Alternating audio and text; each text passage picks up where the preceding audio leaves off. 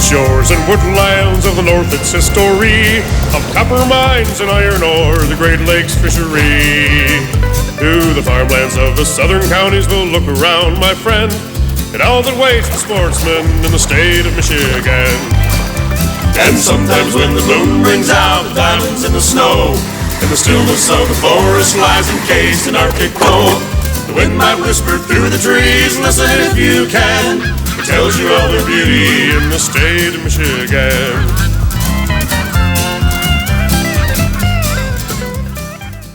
Hi there, come on in. It is Thursday night, and the first bit of Michigan outdoor news we have is that snow up in the Upper Peninsula is only a hint of what's to come. Brace for it. And before we hit firearms deer season, I have some questions from viewers on the recreational trespass law that they find confusing. I'll give them the best answers I can. I'm Fred Trost. And I'm Zachary Trost with news from our guides report sources that the rut has started in the deer woods, but bow season's been slow. The Michigan Outdoor News has an article provided by the DNR that predicts a stellar firearm season. I'll give you a summary of the DNR's forecast, so stay tuned. A half hour of news for the practical sportsman is coming your way on this, the 6th of November, 2003.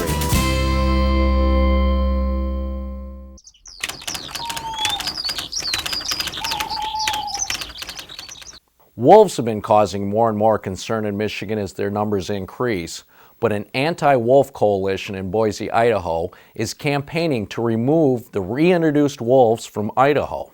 Why? The news item says sheep rancher Mick Carlson said he discovered last month that 55 of his sheep were killed by wolves. More than a dozen more were maimed, and as many as 30 were still missing after a wolf attack. The U.S. Fish and Wildlife Service confirmed this attack, where only 4 of the 55 sheep killed were eaten.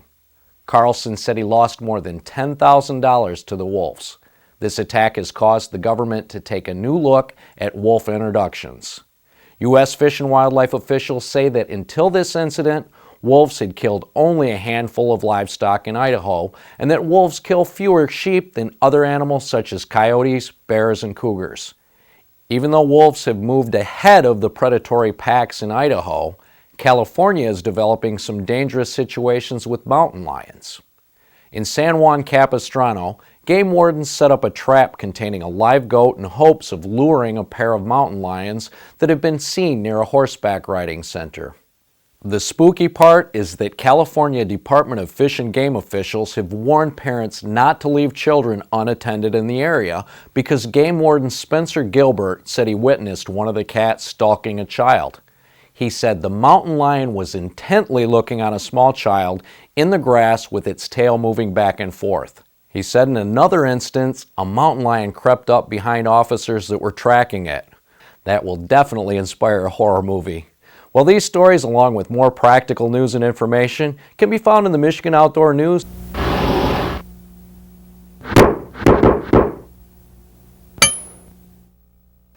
I've gotten quite a few questions about recreational trespass. Last week, if you'll remember, I said it didn't matter what you had on the sign, just something to indicate that outsiders were not welcome.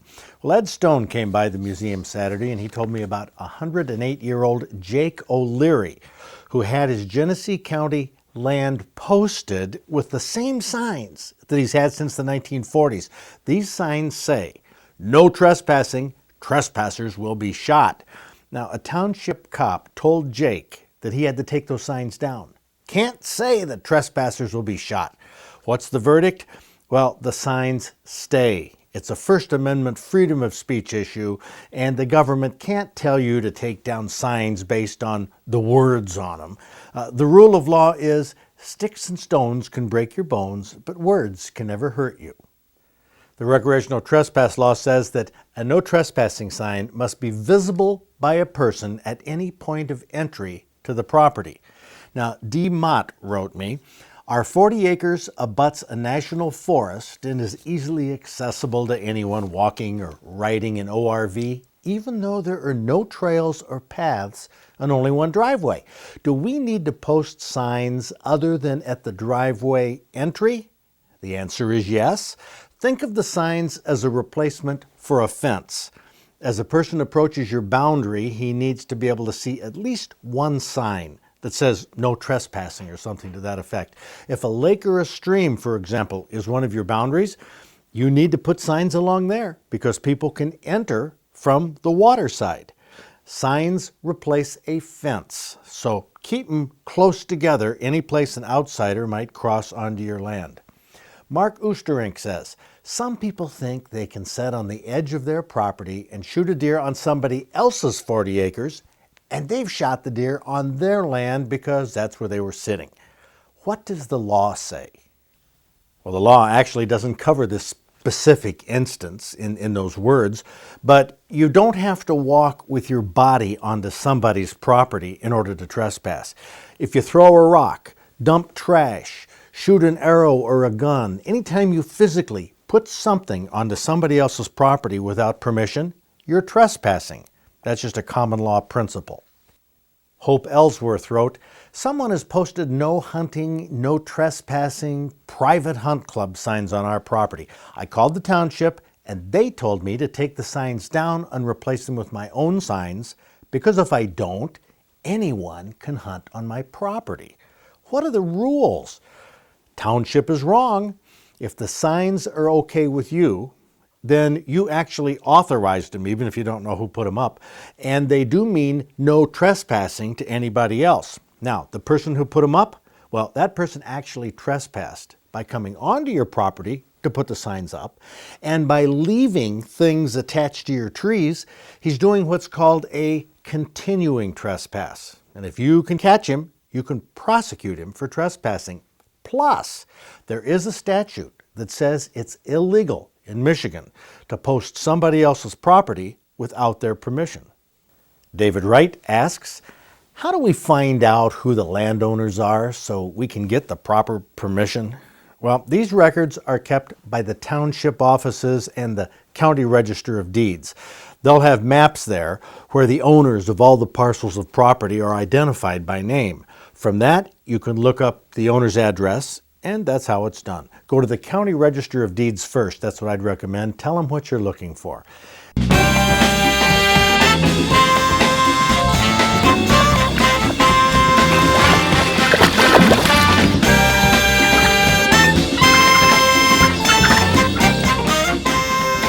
Todd Burke from Davison got a buck on the 5th of November, 7:15 in the morning. Perfect time to be out there with your bow. 11-point, 19-inch spread. Saginaw County. Oh, yeah. With a bow. My uncle actually called me up, said there was a 9-point out there. Well, needless to say, the 9-point is not what I got. You got the 11-point. Yeah, he wasn't completely impressed with it, but But what is it that turns your crank about hunting? Is it just points? Is that it? Oh, no, it's the fun of being out there, the adrenaline rushing when they come in. You know, your heart pounding. You know about that, don't you? Yeah. Yeah, I mean, it's not a 4-point or anything, but, you know. Okay, I think Todd Burke, I think we get what you're talking about, Todd. Hey, congratulations. All right, Todd Burke. Oh, see, even he wishes he got a 4-point. Al Leonard for Beaverton. He got a northern muskie up in Sanford Lake, Midland County. Well, now hold it. It says you got it on a Rapala. Yeah. But this doesn't look like the tail end of a Rapala. It's just a big one. It's a really good model. I see. Realistic looking. Yeah, I had it mounted with a perch going down the gullet there. You got this at the... Wow, that had to be just after muskie season opened. Actually, it was the opening night of walleye. That's the night I got it. Kind of the reason for the perch was when I actually caught it. Finally got it up on shore. I had 6-pound tests, and it was quite a battle. I tripped and fell a couple times coming out of the water with it. Basically landed on it to hold her down. Didn't want it going back in the water. Mm-hmm. So I got it up there and I started measuring it, but my tape didn't go to 42 inches, so I kind of had to section it out. And these fish got to be 42 inches. And by the time I sectioned it out, I was like at 42, and I'm thinking, man, if it's a 1/4 inch out or something, I could be in some trouble here. So me and my dad started thinking, man, should we take it or not? And we decided, yeah, well, we did it 4 or 5 times, and we kept coming up with 42 or just a little under quarter inch or a little over quarter inch. So when we were heading up to the truck, a couple guys came up and they said that the season wasn't open yet, and I'm thinking, oh no, that's not helping the whole situation out. So I'm thinking, now what do we do? But I wasn't for sure if it was open or not because I was walleye fishing. So we walked up to the truck, and as we were walking up, my dad's all nervous looking around, and he's thinking he's going to lose his truck and everything else, and walks up there and parked right next to my truck was a DNR, had his headlights right on my truck. I'm like, Dad, don't act guilty or anything. Let's just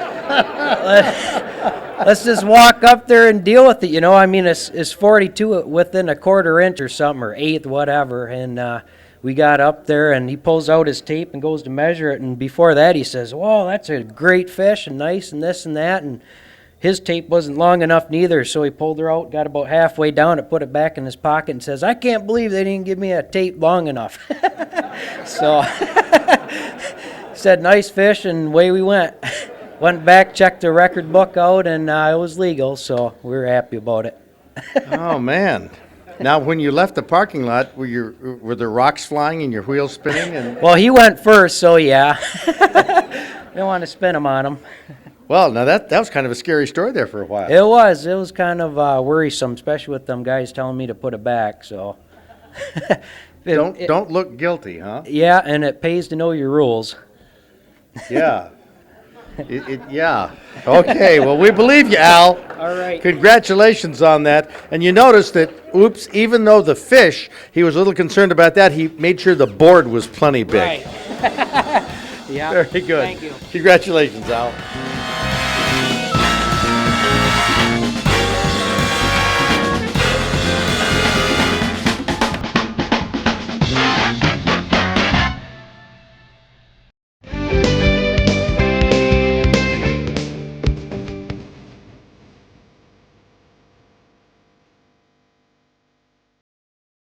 This week's geography lesson features a county that is located at the base of 2 bays on Lake Michigan, east and west, that are separated by a famous peninsula. In the late 1830s, French explorers described the 9-mile trail that ran up the Old Mission Peninsula as being an awful long distance. In French, Le Grand Traverse. Grand Traverse County is located right here on the mitt, between the pinky and the ring finger, in the northwestern Lower Peninsula. The county seat of Grand Traverse County is Traverse City, located on both of the beautiful Grand Traverse Bays. This area was first settled in the 1850s by William Boardman, who, with his son, established a lumber mill near the mouth of the river, which is now named after him and flows through Traverse City. The area developed quickly during the lumber boom because of its accessibility to shipping on Lake Michigan. In 1852, Peter Doherty, a Presbyterian missionary, planted cherry trees on Old Mission Peninsula. To everyone's surprise, the cherry trees flourished, and today, 75% of the world's tart cherry crop, over 450 million pounds, is grown in this area, which is why it's the cherry capital of the world. Today, the beauty of the Grand Traverse area has made it a vacation community, but the rivers, lakes, and forests of Grand Traverse County also produce its share of entries for our Fish and Game Hall of Fame.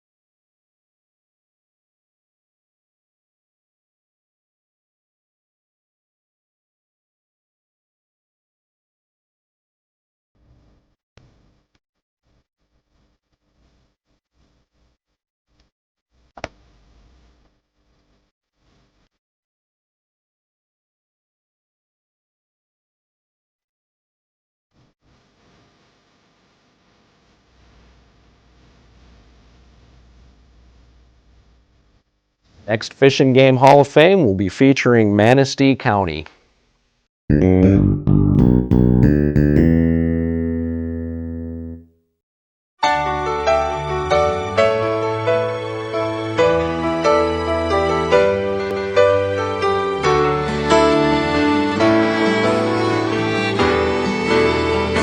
That fallow deer has a neck that is, where the skin is stretched tight the way they are when they're looking forward. Pretty much. Most of the time deer look pretty smooth and slick looking. But this one, very cool. It's a pretty severe turn. It's on what they call a wall pedestal mount. And we just kind of run our fingers through it to give it some nice wrinkled effect, like he's going to turn. He's got some muscles. Huh. The deer skin is actually quite loose, like a dog would be if you could pick him up and move the skin around. So You mean on the live deer? on a live deer, sure. Huh. Man, that's a big rack. Plastic Oh, a reproduction, huh? reproduction. Wow. But that's neat. Little touches like that really make the mount come alive and look animated. It makes it look more real, which is what we try and do. And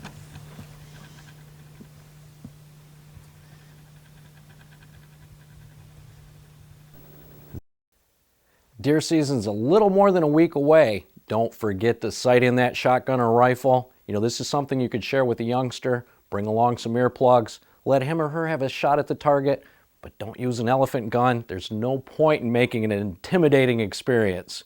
But have fun, be safe, and we'll see you right back here next week.